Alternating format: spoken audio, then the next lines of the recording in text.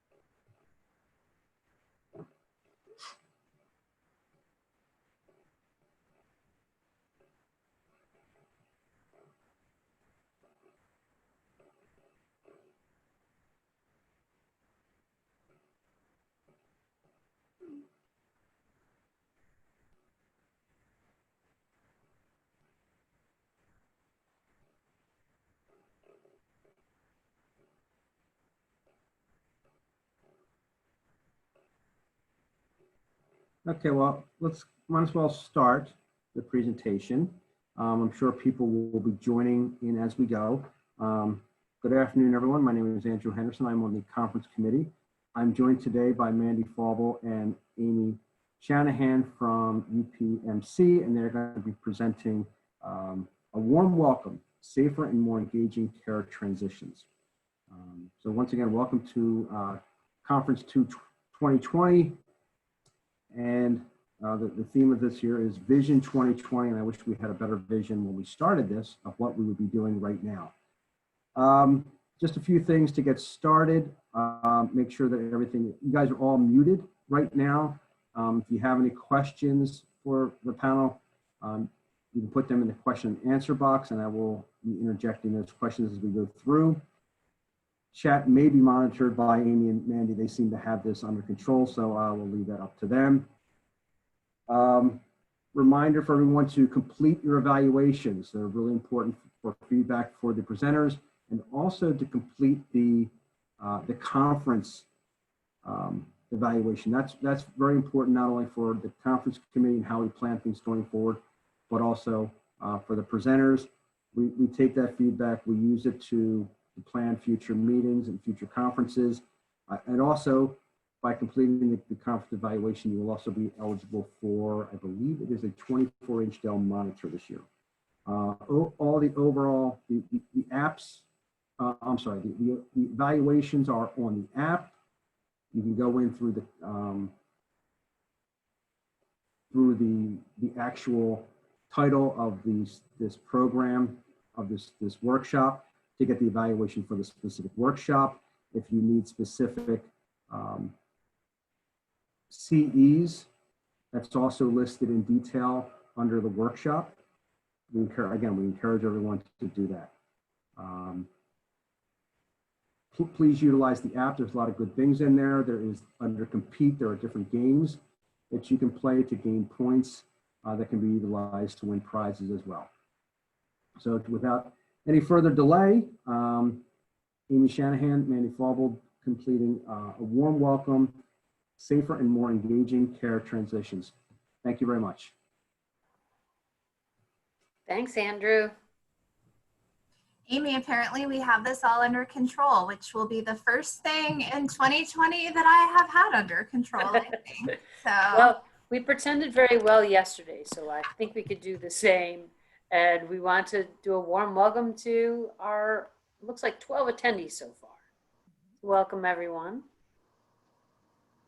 yeah, so it's pretty exciting. As Amy referenced yesterday, we were together actually at another conference doing a presentation actually about a different topic. So it'll be fun today to talk about worm handoff, which is something that I feel super passionately about. As Andrew mentioned, I'm from the UPMC system, as is Amy, and I work at Safe Harbor up in Erie. And so Safe Harbor is a large UPMC community mental health center. And what brings me to the conversation is that we have spent a lot of time thinking about care transitions for people with early onset schizophrenia and care transitions in the crisis context.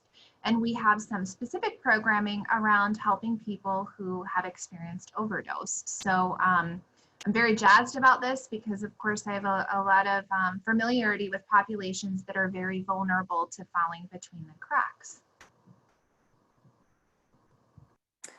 And a little different twist to my entrance into the conversation, somewhat similar, also at UPMC in Pittsburgh. I work at Western Psychiatric Hospital in the outpatient settings.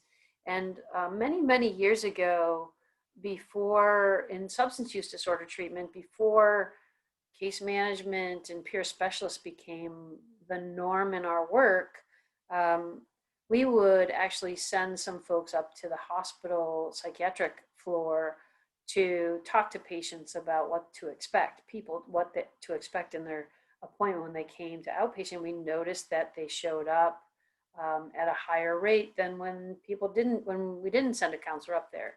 And then we scratched our head when that very engaging clinician perhaps left, or gee, how much is this going to cost ongoing?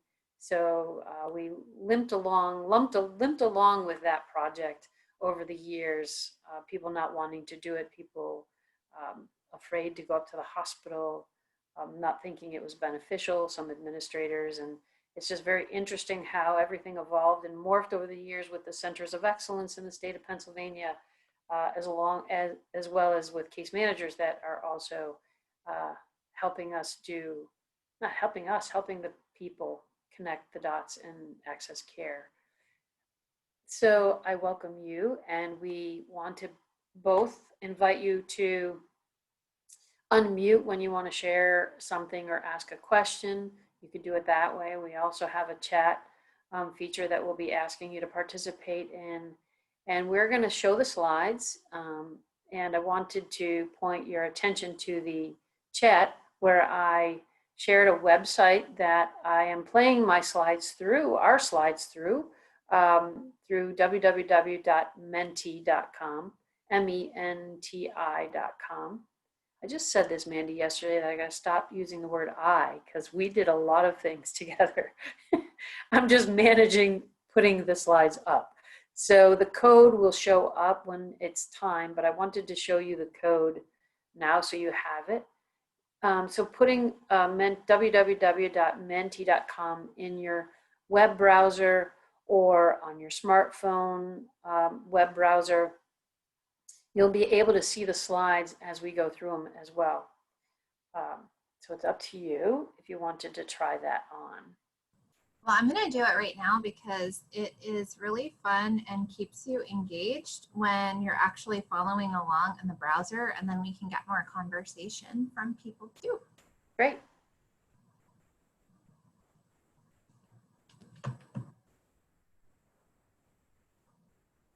So here we go. Right now, if you're all following along, you'll see our title slide.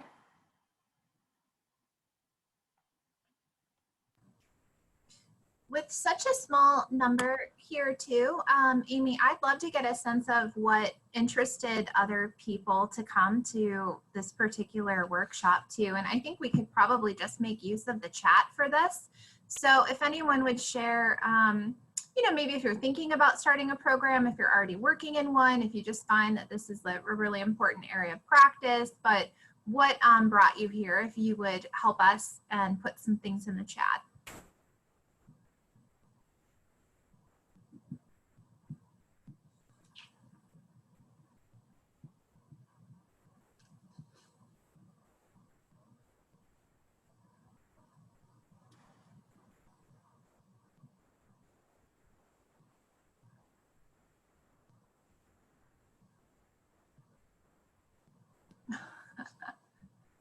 Okay.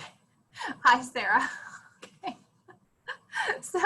So Sarah's checking in with us, and Sarah's just here because I think she's pumping us up a little bit. Amy, I'm not seeing anyone else volunteering their interest, so we'll just sort of keep plugging along here. Feel free again to make good use of the chat or the Q&A. I think Amy and I can definitely handle sort of monitoring both things while we're sharing back and forth here. Great. And I think we're starting off with our first question actually in the Mentimeter. Someone put a shamrock already. Where'd that come from?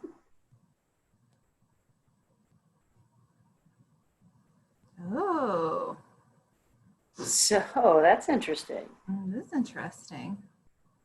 Huh. Is this, let's see, make sure I'm in the right spot. I don't know. It's asking me to put my name in. And Gina, thank you. Gina says she was interested in seeing more about a new approach for care transitions.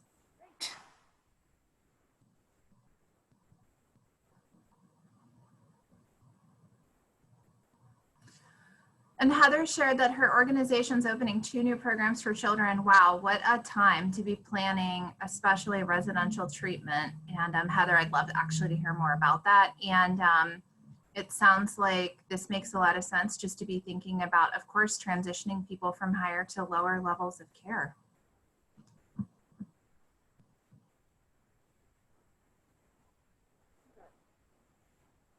Got it. It's on my phone too, Amy. I'm following along. Okay, so it's working in your browser. Okay.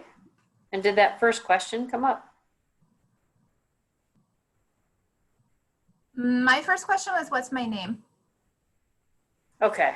So menti.com, and I'm going to put in the code 8918383. Okay, see. All right.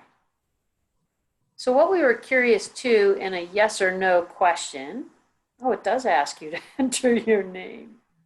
That's funny. All right, so this was our glitch, right? Let's see. It says join the quiz. I see. I'm going to use a pseudonym and we'll see if you can figure out who I am. Okay.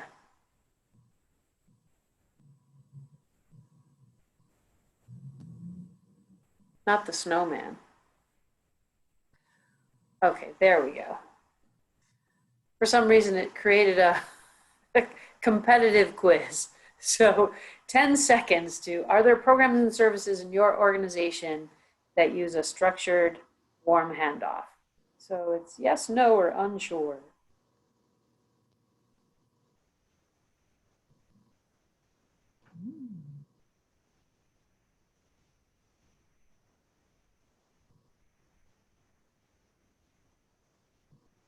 Right, so 6 out of about 12 of us, 13, 14 of us answered, 50% of us. Yesterday, we learned too that some people's organizations block the Menti with their firewall. So feel free also to enter it in the chat if you just can't get it to connect for you. I'm really interested, by the way, for folks that do have a structured warm handoff program. I'd love to catch up with you and hear more about what those programs might be.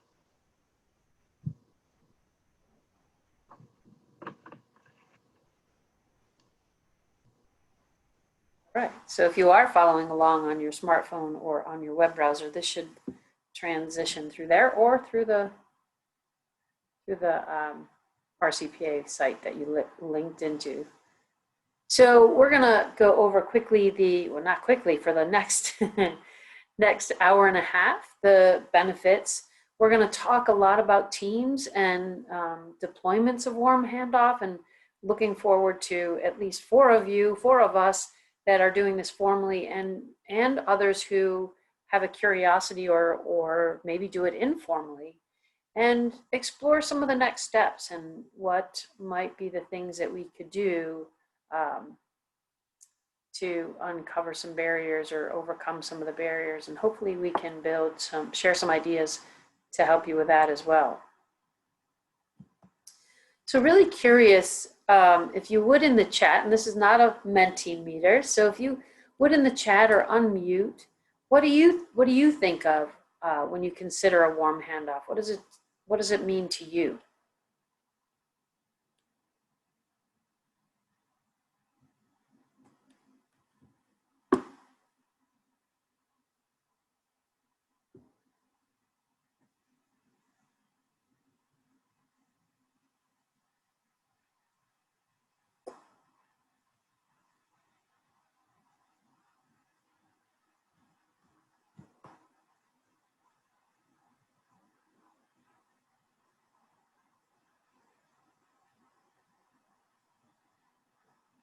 Mandy, I'm not being able to open the chat for some reason, just so you know. Oh, there it is. Okay. Sometimes it takes a while to pop up.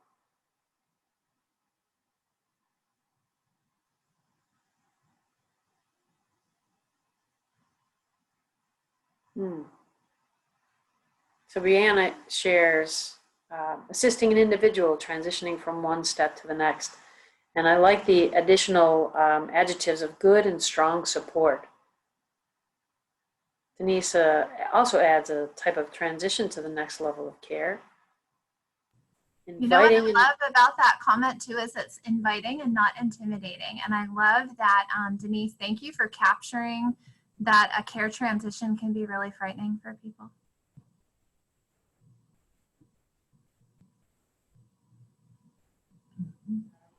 Lee shares ensuring that the individual has support from both the program they're leaving and the one they're going to. Nice. Again, that whole warmth about it.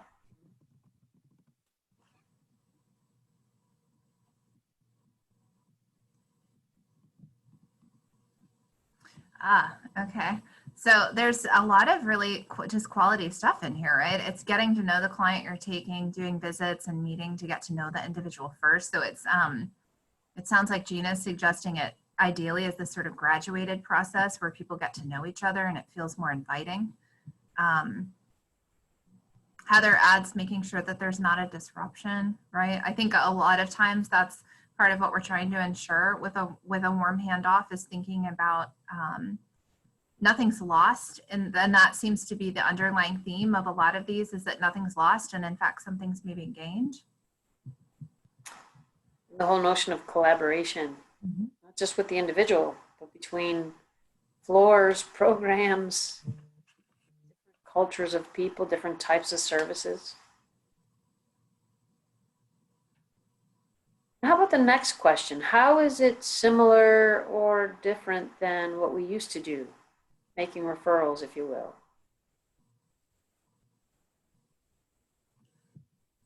So just as people are filling in that chat, I'll share with you that when I first started, I was really trained actually that, and I can't believe I'm saying this out loud, I was trained that really the best approach to a referral was to hand the person the phone number and suggest to them that they further follow up to engage in care because it would assess their motivation, and that then we would not be making referrals for people that were not motivated enough to follow through with treatment. That sounds warm and inviting, Mandy.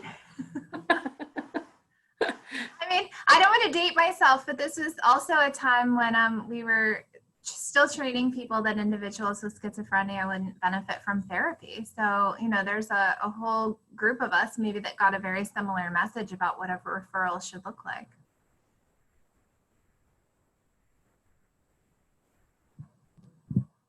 Working in an outpatient, now you got me thinking back in the day when I started in outpatient services and how we would tag team with probation officers using threats and, you know, if you don't show up, kind of shaking our fingers stuff. And I think Leah's like sort of capturing what we're talking about when she writes that warm handoff requires, it's more, you know, it's collaboration. It's really thinking about inviting that individual to the conversation and educating them and providing support to ensure that that connection actually gets made. Yeah, and thanks for pointing out the similarities too, Brianna, that it is still going through a process of switching levels of care, being handed off and transitioning to a team, another team. And I think a lot about the concepts of, and Mandy, I didn't ask permission to interject. A lot of what I love about motivational interviewing is thinking about stepping into their shoes and considering what that feels like to go through that transition in that process. So maybe some similarities to there, Brianna, have a lot to do with the fear or the angst, the nervousness. I just started feeling comfortable where I am and now I'm going somewhere else.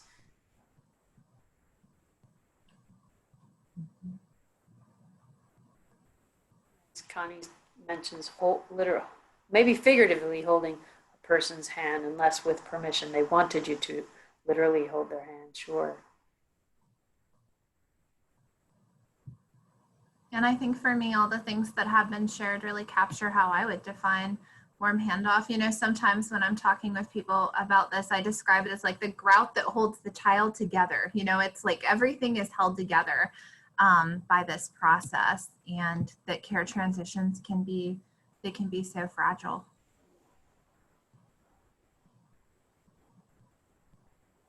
Other thoughts or comments about what you think about warm handoff and how it relates to making a referral before we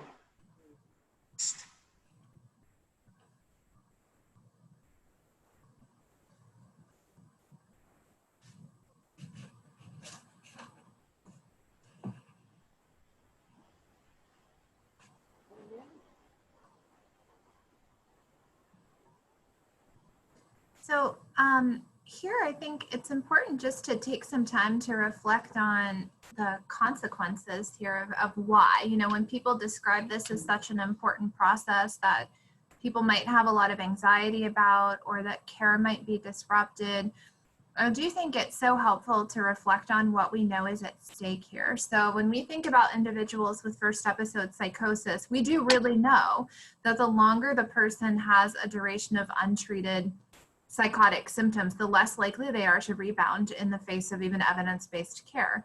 We also know that someone who experiences an overdose, those weeks, months, and even that first year after an overdose experience, the person is at such high risk that really for death, you know, that an immediate intervention and warm handoff truly can be a life-saving experience.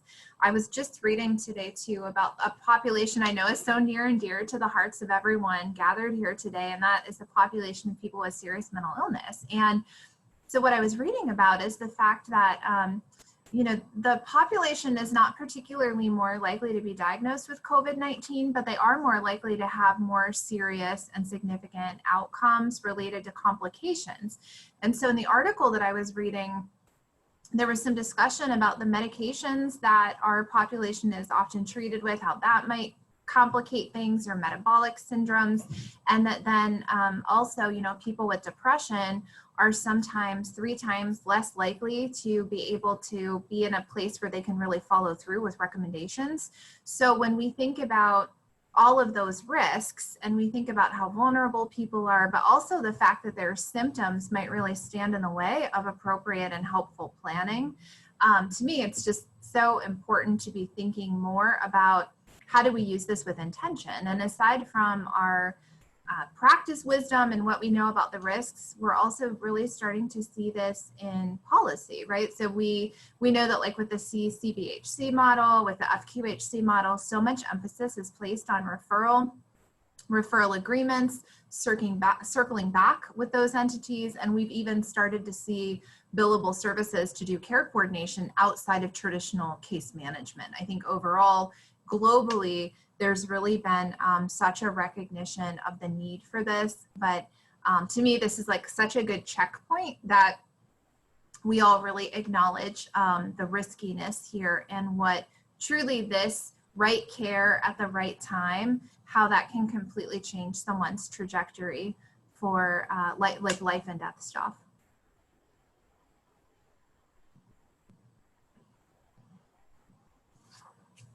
I'm going to add, and I know we'll talk a bit about our respective projects, but to piggyback off of the high-risk population and you sharing the severe and persistent mentally ill people who are mentally ill, that transitioning for addiction treatment, substance use disorder treatment, oftentimes we're following suit in the projects that have happened. And it wasn't too long ago when families, caregivers, even physicians in the EDs would ask me at Western Psych in our addiction treatment, what do I do with people at 2 a.m.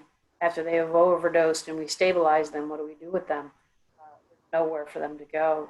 So having this opportunity for increased services and warm handoffs been life-saving for a lot of them. Sure. It's just an interesting piggyback. Being discharged from any level of care, don't have next day access to medication, are at risk for continued use and or overdose.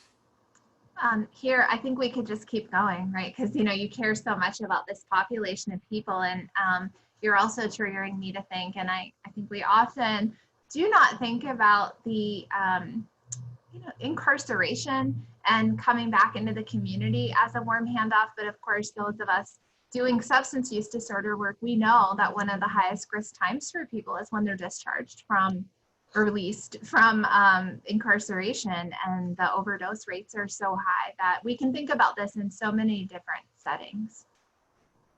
And certainly, folks, please chime in and chat about something that's intriguing for you or interesting or unique to your setting as well.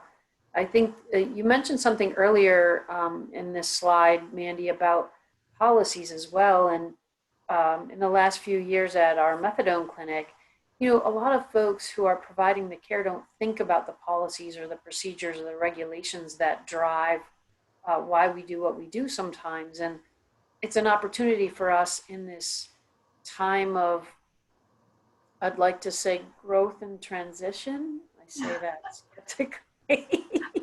With hope, yes. With hope. Well, when we have crises and pandemics and epidemics, it often leads us to question our policies and procedures. And one I'll share with you, in our methadone clinic in Pittsburgh, we realized that there wasn't a transition of care when someone wanted to get off of methadone and out of that outpatient level of care. They got off of their methadone and they were discharged to the community. And oftentimes, if folks are familiar with this population of people who've been on methadone, like any other opiates that people get off of, they're more at risk to relapse, they're more at risk for overdose. This population is less likely to seek help in traditional 12-step programs because of cultural aspects of abstinence-based versus non-abstinence-based. So there hadn't been a lot of access for folks to get support in the community. But now with the peer recovery specialists, the peer supports in the community, there's a lot more for people. At the same time, we questioned and requested and received an okay to have drug-free, they call it drug-free under the Department of Drug and Alcohol Programs, drug-free slots for folks that we can continue on that. And it changed the whole concept of the clinic that we served. So it was just intriguing to me when you talk about policies that it's time, and it's time for us to consider what the policies and payment structures are around a lot of what we're doing so that we can provide good care and with warm handoffs.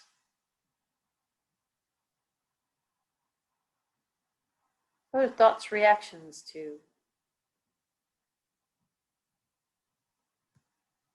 what Mandy just outlined or both of us just shared?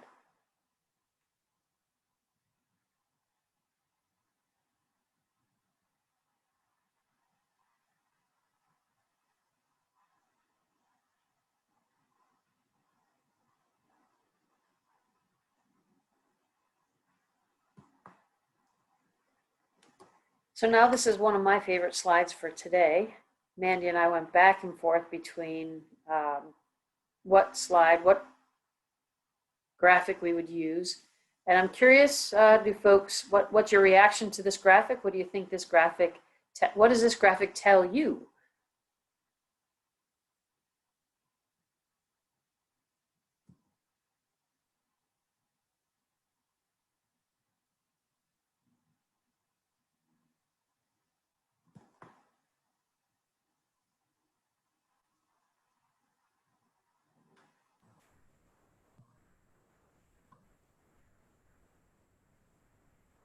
This is like one of those art appreciation seminars.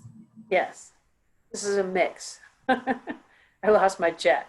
Just Heather's got it. There's no one size fits all. nice. Heather, I will share with you that we were one of our images that we debated here was the Goldilocks and the Three Bears, because it seemed like a story that many of us were very familiar with. And the whole notion of the hot, warm, and cold. So describing types of warm handoffs, and certainly chat if you have a thought or an idea about, and I'll share with you what our concepts were about hot, warm, or cold handoffs, warm handoffs. But the first one was cold, and that was that traditional handoff referral, like Mandy mentioned, hand a phone number to someone and pat them on the back and send them on their way. Maybe lukewarm, we added different temperatures to the mix. A lukewarm handoff might be that comprehensive discharge plan with the checklist, and that discharge planner did such a nice job making sure that there were all kinds of phone numbers for all kinds of different things, maybe even connections to a food bank or a shelter if a person needed it. Then a little warmer, and it's certainly worth a shout out, and many of you may be familiar with the handoff. Actually, if you call the SAMHSA hotline, it links you to Pennsylvania. Pennsylvania's Get Help Now line is the 800-662-HELP. So folks can call that line. And what makes it a little warmer is that it's not just someone on the line in Pennsylvania giving you a phone number in Pittsburgh or in Philly or in Scranton. The person on the line won't hang up until they connect with another person at a clinic or a location for treatment. So we call that a little warmer than warm. And certainly the warmest we identify here in our conversation is really the in-person. A person comes to the patient at bedside or to the clinic, or a person is taken from one area to another area, person to person, literally warm handoff. I think the analogy or the figurative in the chat was literally, figuratively holding their hand to the next level of care. So I think some of us are getting warmer, and there's some ideals to how warm we can get.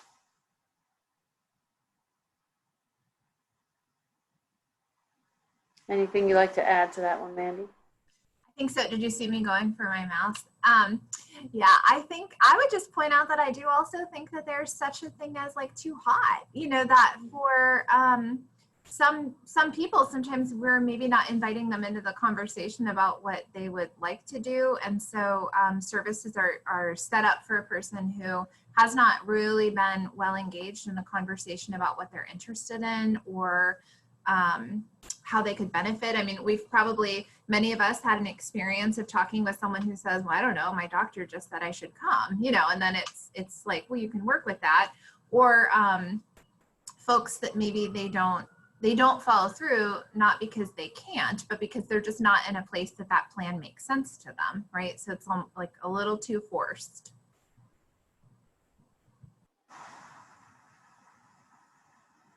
Thoughts or additions from folks in the chat? Additional temperatures of chat, of warm handoffs. Handoffs.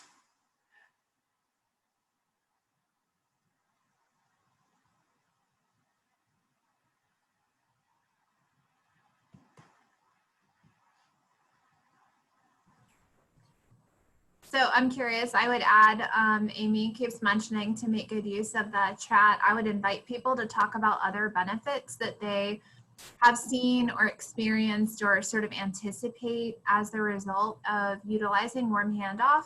Certainly when we talk about open communication and teamwork, I think this can be broken down into really concrete things like reduction of error, for instance, with clarifying medication dosages or significant medical needs between partners. When I think of teamwork, I was recently doing some reading around burnout. And one of the things that most burns out healthcare workers is actually time spent with their computer. And look at all of us right now. You know, it's the things that really take away from care. So I think that ability to connect with other people and doing the teamwork also has a lot of ancillary benefits to people's job satisfaction. So we can think about it from patient care outcomes, but we also, for those of us, especially in roles where we're thinking about kind of helping people feel satisfied in their jobs and retention, you know, we can think about this as a way to really build that up too, build up people's skill sets. And certainly we know that with a warm handoff done more deeply, what we get is patient and client engagement and like activation. You know, we're really doing that like front loading of the brain and front loading of the change that in an ideal world will make the change a little bit easier, simply because we're spending the time helping to prepare the person to think about the change and take those steps to get themselves in a better place to execute. So I see so many benefits here, and I see how this also drives innovation. As we talk about our programs, I know that something that we've seen is that we have been invited into so many hospital conversations, committees, processes, and procedures because we're around. You know, it's just that idea that we're there, and once the team is gelled, people make use of it. I saw something popped up in the chat here too. And oh, Pam, my thought was that the cups represented resources that you have to provide higher levels of interactions. Yeah, I love that. I think, yeah, you can sort of step it up. Yeah, agree. Hi, Jess. So warm handoff prepares people to have the best chance to be successful. Yeah, I also like that it kind of front loads the provider. You know, like we're then able to think about how can we best position ourselves to help this person to get a just better odds going. And it engages everyone. I agree. And Pam, I also agree like so much about this idea that it's often a non-billable activity, and we definitely need to circle back to that and just kind of keep that in the forefront. That's the reality. A lot of what we're talking about in many settings is non-billable activity. I think really taking the time to identify the cost benefit too and is really important. And thanks for reading the chat, Mandy. Mine disappeared, so I think it's slow moving when I share my slides. Amy, keep me around. I'm good for something, even if it's You're good for a lot of things.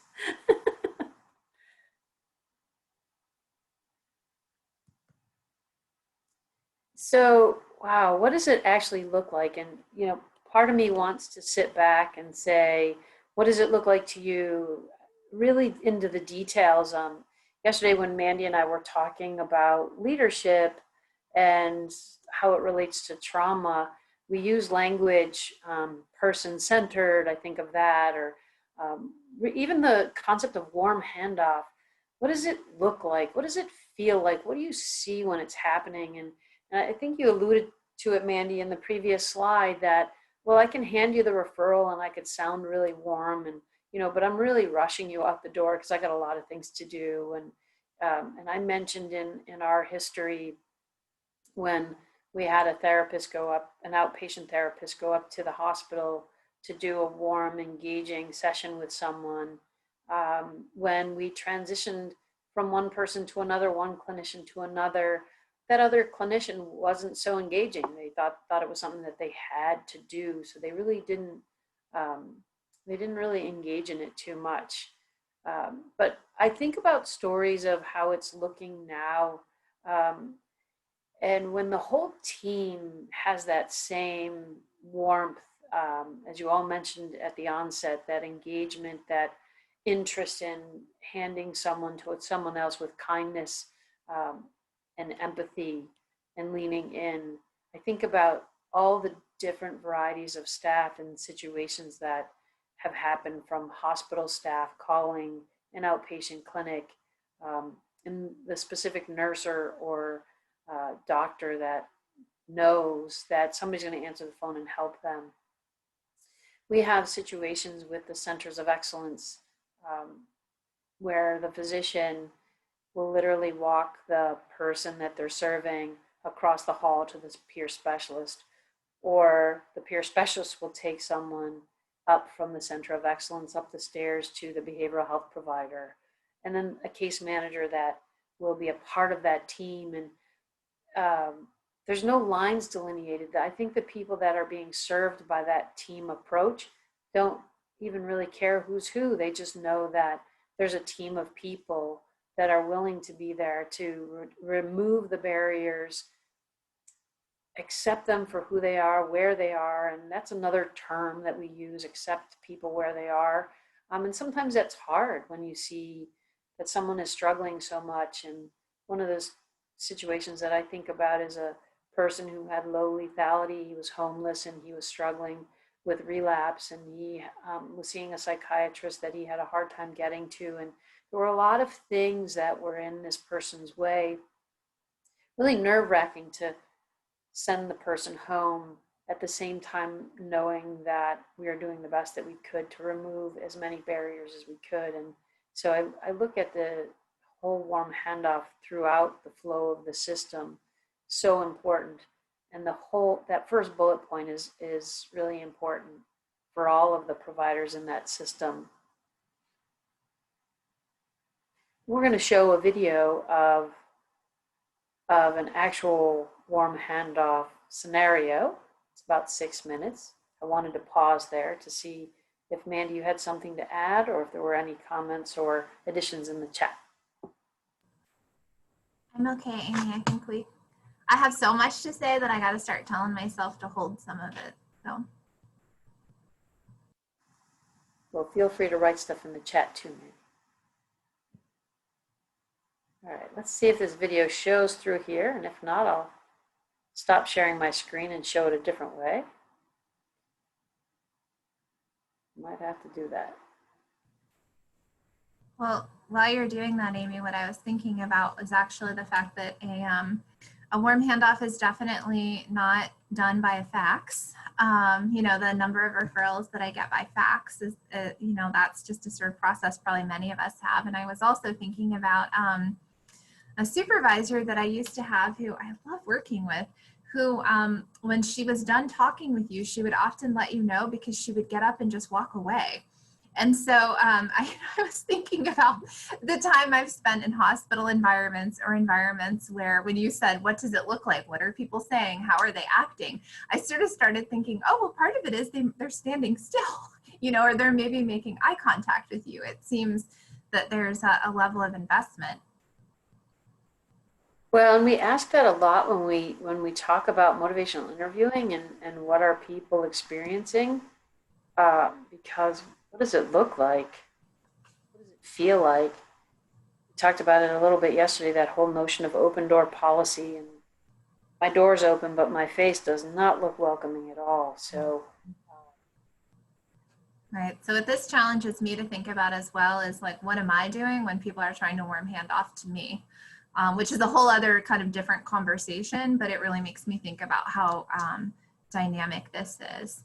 And I do want to share, as you're leading into the video, that this video can be found on YouTube, and there are actually a lot of great videos produced by the National Council on this subject that could be really helpful in people's settings for training and support.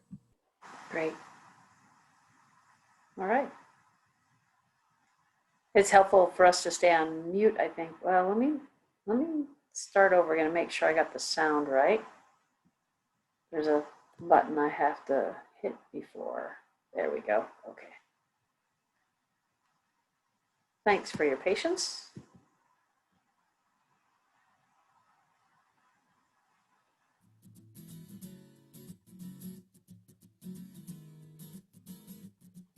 Sound okay?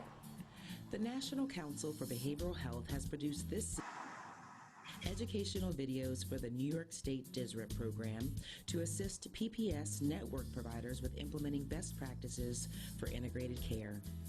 The following instructional video demonstrates actions you can take to implement an effective warm handoff within an integrated care setting. In the following scene, the patient, Shannon, meets with her primary care provider to discuss her symptoms. Well, I've just been having a lot of trouble sleeping lately. I'm feeling really anxious. I have friends who have tried Ambien and it seems to have worked for them. So I just wanted to come in and talk to you today about getting help maybe with my sleep.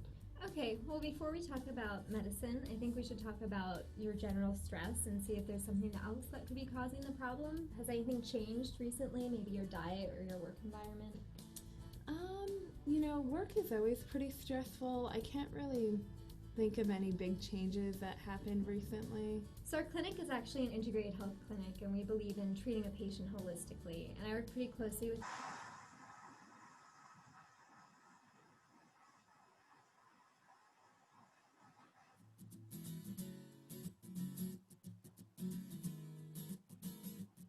To implement an effective PPS network providers with implementing best practices for integrated care. The following instructional video demonstrates actions you can take to implement an effective warm handoff within an integrated care setting. In the following scene, the patient, Shannon, meets with her primary care provider to discuss her symptoms. Well, I've just been having a lot of trouble sleeping lately. I'm feeling really anxious. I have friends who have tried Ambien and it seems to have worked for them. So I just wanted to come in and talk to you today about getting help maybe with my sleep.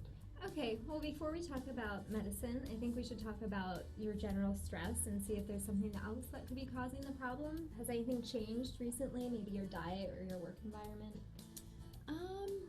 Work is always pretty stressful. I can't really think of any big changes that happened recently. So our clinic is actually an integrated health clinic, and we believe in treating a patient holistically. And I work pretty closely with a behavioral health care provider, and he has some really great information that he can give you to help talk about ways that you can manage and cope with your stress. Okay. So I think he's actually in the office today. I'm just going to step out for a minute, see if he has some time to talk to us. Okay. It's important during a warm handoff for the primary care and behavioral health providers to check in with each other to go over the patient's electronic health records in order to review his or her medical history, any medications, and important next steps and follow-up appointments. Working together to address a patient's needs is an essential part of integrated healthcare. Hi Shannon, my name is Nick. I'm one of the behavioral health providers here. I just talked with Dr. Powers and she let me know you kind of came in and struggling with some kind of stress and anxiety and also some sleep problems. Do I have that? Yeah, I'm having a lot of trouble sleeping lately and I feel anxious. But I have friends who have seemed to have some success of trying Ambien, so I just wanted to come in and see what my options were about getting help. Yeah, and Dr. Powers, she'll make the decisions about the medications, but we can maybe work on some things to help you address those areas without the medication. Yep. Okay, great. So, what time do you try and go to bed at night? Kind of what? Usually 11:30. Okay. When I can't sleep, I usually find myself on the internet or watching TV or on the phone. Usually, just trying to find ways to keep myself entertained. A lot of times that gets in the way of our sleep because those screens and that lighting is so stimulating. One of the things that can be really helpful is if you kind of start to slow those things down or even dim them down, kind of creating your own sunset in your house. Or maybe an hour before you are ready to kind of go to bed that you shut your TV off, maybe even lighting some candles, kind of creating an atmosphere for yourself. Do you think that's a realistic thing maybe to try? Yeah, I could try it. Okay. A great thing to do is to focus your thoughts on your breath. And you can focus your thoughts on your in-breath, kind of like this. And then focus on breathing out. And what focusing on your breath does is it takes your mind out of worrying about the future, worrying about the past, and it focuses you right here, right now. And that just naturally has a relaxing effect on us. So I think there's some good things to work on. I'll let Dr. Powell know what we're working on. And would you be willing to come back in, say, 2 weeks to meet with me, just to kind of check in and see how the plan's going, and we can adjust it any way we need to? And then I'll let Dr. Powers know what we're working on, to kind of close the loop and bring everything together. Yeah, sure. All right, great. So let's go ahead. I'll walk you up to the front desk and we can schedule our appointment. Okay, great. Awesome. Thank you. All right.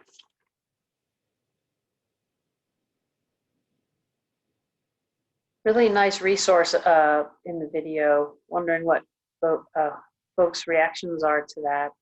And also noting the tips on there, the videos that, Mandy, you said that they have other types. That's a nice expert video. Or you said there are some nice expert videos. Yeah, there are a lot of really great videos in this vein. I just was commenting that this follows really an expert model. You know, it follows that sort of screening, but what we also picked up on is that he is, I love this piece about like asking for permission and sharing the information. We saw a brief information exchange, but what then we also saw was a very brief intervention and a sort of priming for next steps, and then making sure that that follow-up appointment was scheduled, which really follows like the expert model kind of to a T, just with a slightly different subject matter. Certainly we know that this is like the gold standard of a warm handoff, where a person literally hands someone off. They can collaborate about the information, the health information. Then literally the person gets to sit and talk with the person for a bit. I wonder what it looks like for the folks who are doing formal warm handoffs. How does it look in your work? Right, if there's time for this, or I think to Pam's point, when so much of this is uncompensated, you know, how much time might we really have for these types of things? So here, I think what we're hoping to call out is the fact that this is a very dynamic exchange. When we talk about warm handoff, you know, depending on our setting, we might think about it as a sort of going up a notch, like to the hospital or to inpatient, or we might think about it as going down a notch to outpatient. And I think that for me, when I really think about the process flow, I start to think about like, what is the need in this environment, right? So when I think about the hospital, I think about how there's often so much pressure to push people out of the hospital.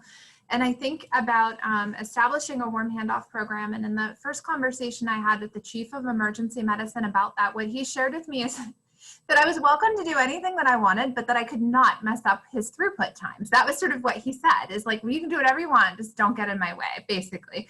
And we've had many laughs about that since that time. But I think a big piece of making warm handoff work is truly understanding the pressure of each of these environments as we're sort of thinking about moving people back and forth, because the process from outpatient to inpatient is often the same. It's that pressure of, oh, we cannot handle whatever's happening here, and we really need help sort of facilitating this process. And certainly in the community, when things are loose or someone's waiting for a new service to start, there's a lot of pressure in all of these particular silos. And so understanding those pressures definitely eases the transition and helps us lean in and connect better with one another.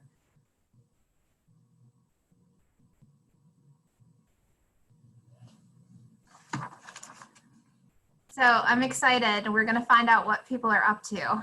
And so if people go back to their Mentimeter, right, we're going to ask people to share with us like where they are seeing this or where else we could be using it. We've talked a lot about first episode psychosis. We've talked about people at risk for suicide. We've talked about overdose, certainly.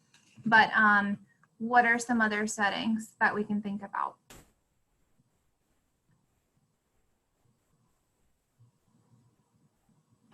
And again, if you are not set up with the Mentimeter, please feel free to use the chat.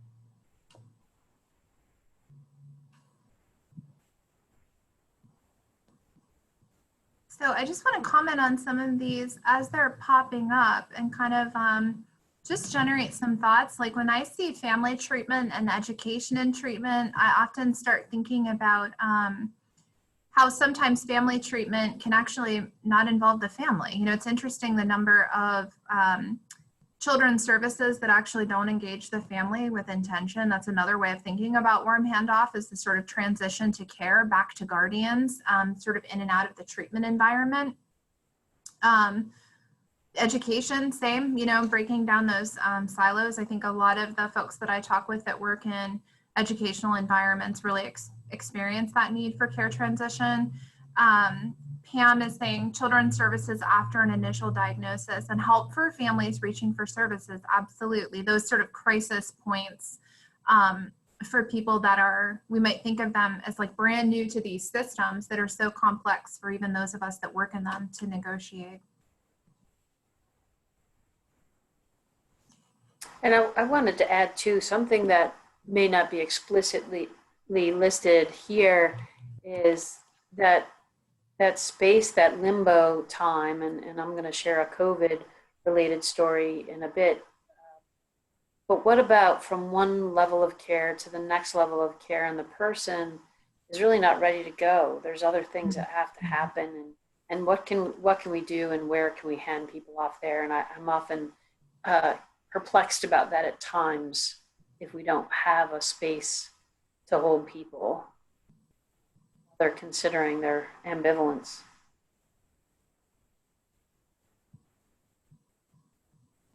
Yeah, so that's an interesting point about how settings aren't always ready for people, and we're not always in a place to sort of receive people or work with people at the time frames that they most need. So this is a little bit of data from Safe Harbor's Warm Handoff program that we have with Hammett Hospital. And we started this program, I think on Halloween night. I do remember that we started it on Halloween night because that was like we thought, well, we know a lot of people are going to be using drugs, so we've got to get this program up and running before Halloween.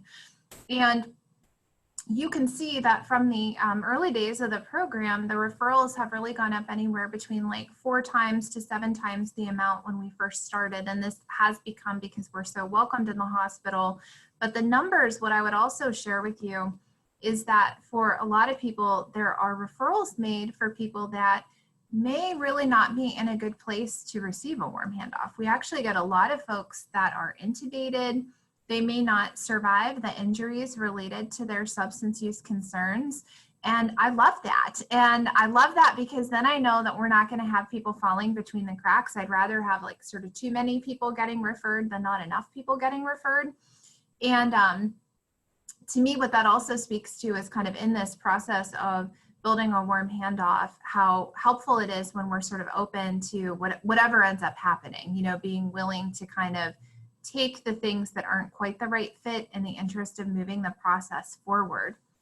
So Amy, as we see on the next slide too, I wanted to give people a sense of the demographics and really touch on this largely because still half of the people that are coming to the hospital that we're seeing are coming because of alcohol. And why I think this is important to the warm handoff story is because when we first built this program, it was really based on helping overdose survivors, as was the mandate from DDAP. And so we were jazzed to be able to do that. Of course, who doesn't want to positively impact the opioid epidemic? We knew there were lives to be saved here. Really within the first few days of the program, though, what we had is people saying to us, well, we have this person that, you know, they smashed their pelvis in an accident related to alcohol, or we have this person here who their cocaine habit has caused this person to lose their home. Like, can't you help these people, right? And so the answer was, of course we can. And we were really fortunate to have the SCA behind us to do that. But what's interesting is it really taught me a lot about kind of going into a project with a specific goal in mind for warm handoff, and then finding that our population of focus didn't necessarily match the population that the hospital wanted help with entirely. And we had to like navigate this system of kind of thinking about how we would tweak our program. And you can see that of the people we're seeing, 14% of them are overdose survivors. We have a lot of people that are injecting drugs. So that PWID, the person with injection drug use, or a person who injects drugs. So we know we're still seeing a really high risk group of people, but ultimately it's still not the majority of people. Our warm handoff program has really morphed into something very different, and thankfully so.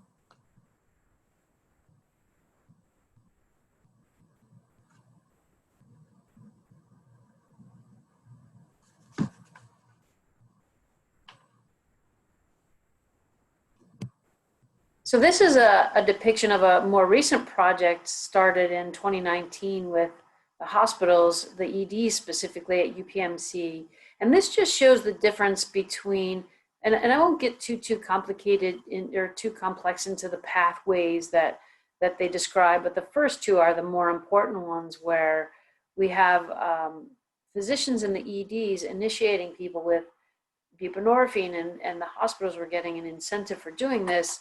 At the same time, they didn't have a place for people to go in the community. So some of our programs in the community partnered with the hospitals to create a warm handoff, to create buprenorphine services the next day, because what they were finding was that they would discharge someone from the hospital, and because of the regulations and the rules, the policies, right? It took outpatient providers too long to get people to their next medication. But this graph specifically depicts that the blue there shows, or the yellow shows that what percentage of the referrals were initiated with buprenorphine and a warm handoff into the community. And the blue was a warm handoff to abstinence-based or other medication. Usually that meant methadone. I just wanted to tell a really quick story here about, a really quick story about how it morphed into COVID. And then we have one final question for you, is how COVID has impacted your engagement with people. The case manager, and I talked about that interim, I'll briefly say that the case manager met on phone or video, whatever was comfortable with a person during COVID, and a particular person I'm speaking of met with the case manager in April and had other things like legal problems and financial issues and busing problems, that the case manager followed this person throughout the process. They weren't ready to go to their next appointment, even though they made it. And it took from about end of April to the beginning of August, and the case manager stayed connected with this warm handoff, this person. And finally in August, this person started treatment, and as we know it, is still engaged in treatment. So I introduced you to that interim piece. I just want to transition because I know we're running out of time. As you're doing that, I love though that we recognize that this may be a really long process. Ambivalence isn't over in a day. So our last Mentimeter is all about virtually, how have we connected? How is being virtual helped, or maybe not helped so much, impacting our connections to engage with people?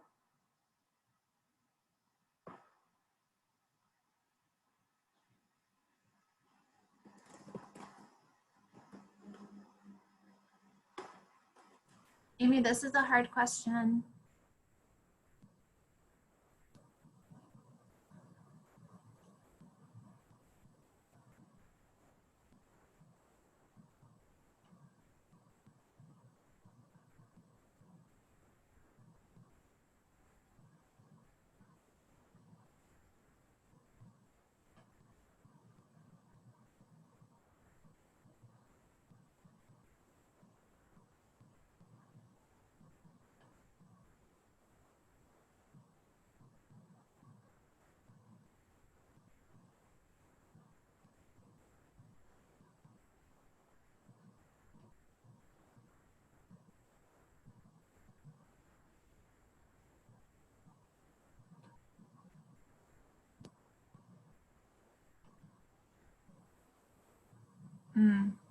Okay, so Jess is commenting that they've learned how important physical presence is to support engagement. And I just wonder if that has a lot to do with that sort of eye contact and being able to promote more warmth. And then I've heard, yes, definitely technology issues and not being able to see the nonverbal cues. Some people have said it made it harder. I talked to a person that actually at one point shared, I wonder if this person even really remembered who I was because they were talking to a provider by phone versus in person. But then on the flip side, what I'm also seeing is that some people have like preferred it, you know, so there have been maybe pros and cons, but overwhelmingly what I'm seeing here is a lot of more concerning things and difficulty with the transition. And that for some people, they may be particularly more challenged, right? I mean, Monica Oss, one of my heroes, you know, early on really wrote an article about telehealth maybe not being ideally suited for everyone when we think about people that are struggling with psychosis or maybe autism or maybe an intellectual concern that makes it just that little bit harder. And then truly, what are we doing with access? Yeah, and Holly added too, and we experienced this in outpatient substance use disorder treatment. We were able to serve more people. We had more access, and they wanted it more. Maybe they didn't like it because they had technical difficulties at times for the video, but they preferred to be on the phone instead of coming to the clinic. So it's all in that context as well. But we saw an increase in access and engagement or showing for appointments. The glitch that I recall people saying too, the provider saying, is that people were tired after a while. They saw their psychiatrist, they saw a therapist, they saw their peer. They didn't want to be on very long. So the timing was another barrier. Right, and certainly for children that spent hours and hours in a virtual classroom climate, then to engage in virtual services might be hard. So suffice it to say, it's been easier in some contexts and harder than others, right? Not a one size fits all. That hot, warm, cold.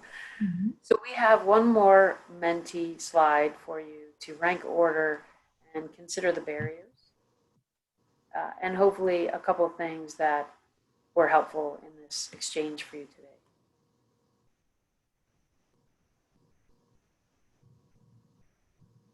Switch right to the Menti because it has these processes on there.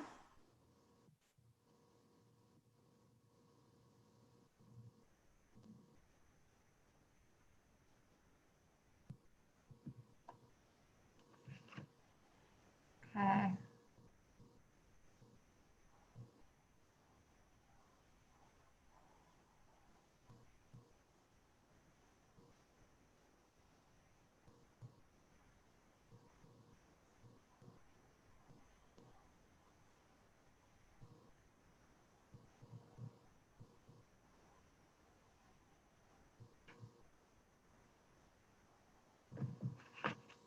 Mm-hmm. Got to keep the lights on, Amy. That's what this group is telling us.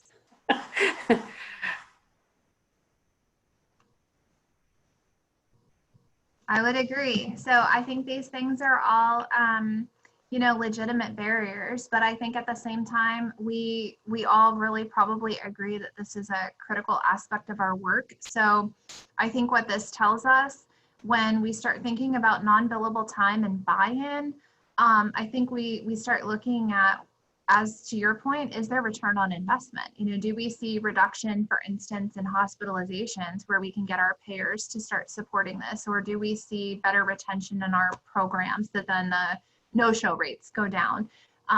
In terms of buy-in by teams, you know, I think this really speaks also to need to identify champions. And sometimes in order to understand champions, we need to better understand their motives and the struggles they're up against. You know, in the case of my ED doc, you know, helping me to understand that if I could cut down on the number of people that repeatedly came to the emergency room, we were both going to win. You know, how could we make it a sort of win-win experience?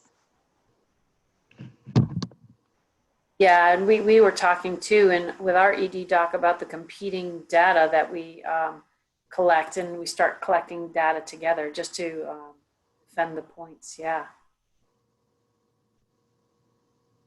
And it's really cool to share data to tell the same story about how it benefits both entities when we can. Right, well, we're getting a little note that we have to start processing our end so you can transition to the next workshop. Yes, that is me.